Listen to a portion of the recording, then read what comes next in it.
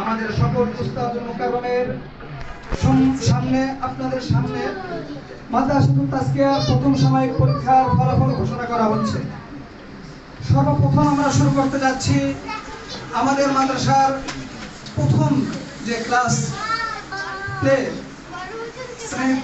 শ্রেণী থেকে শুরু করা হচ্ছে। তো আসলে অবাক করা তথ্য আমি দিচ্ছি, খুবই আনন্দিত যে একটা প্লেয়ার ছাত্র, মানে আমরা নাম্বার দেওয়ার জন্য হিমশিম খেয়ে গেছি। সে এমন একজন ছাত্র, আপনারা দেখবেন প্রতিটা বিষয়ে জিপিএ 5 পেয়েছে। সকল বিষয়ে সে প্লাস, জিপিএ 5। আমরা খাতাগুলো দ্বিতীয়বার আবার রিভিশন দিয়েছি যে কোনোভাবে 1-2 নাম্বার কোনো যায় কিনা। না, সে এত সুন্দর করেছে যে প্রতিটা বিষয়ে সে জিপিএ 5 পেয়েছে। সে প্রতিটি বিষয়ে জিপিএ 5 পেয়ে প্রথম স্থান অধিকার করেছে। আপনারা দেখবেন তার সর্বোচ্চ নাম্বার দেখবেন এবং শতকরা নাম্বার আছে 98।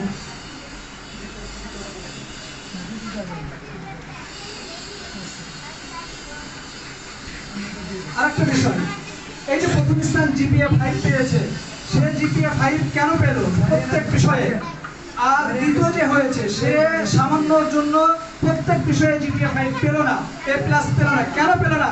এটা আমরা শিক্ষকরা বড় হুজুর সহ আলোচনা করে দেখলাম যে দ্বিতীয় হয়েছে, যে সামান্য নাম্বারের জন্য প্রথম স্থান হতে পারে নাই, তার গাফিলতি শুধু এতটুকুই, সে নিয়মিত উপস্থিত হতে পারে। সেই জন্য আবারও বলছি, মাদ্রাসায় টাইম মতো মাদ্রাসার যে রুটিন আছে, এই রুটিন মাফিক সকলে আনবে। এবার আপনাদের সামনে নার্সারি যে প্রথম হয়েছে, তারটাও দিতে আমি খুব আনন্দ করছি যে এই ছেলেটাও যে প্রথম হয়েছে, সে প্রতিটি বিষয়ে প্রতিটি সাবজেক্টে এ প্লাস পেয়ে জিপিএ 5 পেয়েছে। তার বিষয়ে আমরা লক্ষ্য করে দেখেছি, তার একই কারণে সে জিপিএ 5 পেয়েছে।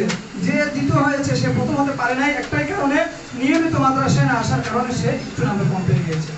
এই জন্য আমরা আমাদের সন্তানদেরকে নিয়মিত মাদ্রাসায় নিয়ে আনবো। নার্সারি শিক্ষক। এখন এই যে উপস্থিতি অনুপস্থিতির বিষয়টা আপনারা লক্ষ্য করুন। আপনি আপনার বিবেককে